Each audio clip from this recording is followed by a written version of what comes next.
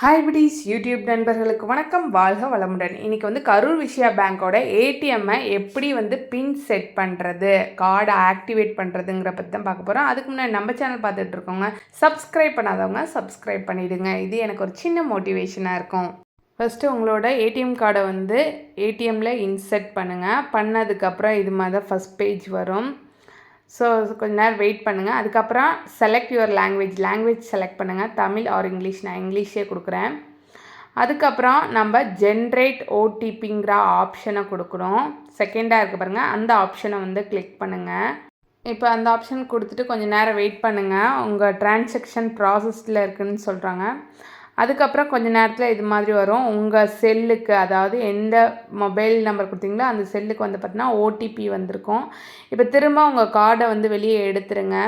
எடுத்துகிட்டு ஓடிபி எடுத்து வச்சுக்கோங்க. இப்போ திரும்ப அகைன் வந்து உங்கள் கார்டை இன்சர்ட் பண்ணுங்கள். இன்சர்ட் பண்ணிட்டு லாங்குவேஜை செலக்ட் பண்ணுங்கள்.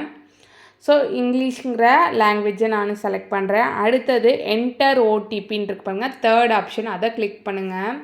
கிளிக் பண்ண உடனே ப்ளீஸ் என்டர் யுவர் 6 டிஜிட் ஓடிபின்னு இருக்குது. உங்கள் மொபைல் ஃபோனில் இருக்க 6 டிஜிட் ஓடிபியை வந்து என்டர் பண்ணுங்கள். என்டர் பண்ணிவிட்டு கரெக்டுங்கிற ஆப்ஷனை வந்து கிளிக் பண்ணுங்கள். Your transaction is being processed. கொஞ்சம் நேரம் வெயிட் பண்ண சொல்கிறாங்க. கொஞ்சம் நேரம் வெயிட் பண்ணுங்கள். ப்ளீஸ் என்டர் யுவர் நியூ பின் இருக்கும். உங்களுக்கு பிடிச்ச 4 டிஜிட் நம்பரை வந்து என்டர் பண்ணுங்கள். ஃபார் எக்ஸாம்பிள் நான் வந்து 1 2 3 4 அப்படின்றத கொடுக்குறேன்.